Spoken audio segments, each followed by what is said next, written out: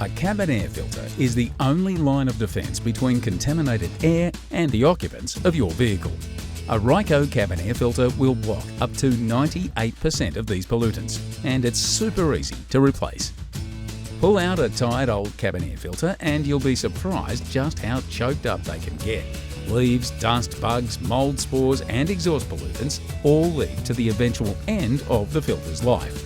At this point, you may notice bad odours and reduced fan performance, even allergic and asthmatic reactions.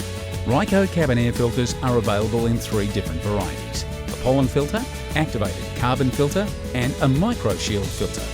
The pollen and activated carbon filters will block particles as small as 10 microns. That's 8 times smaller than a human hair.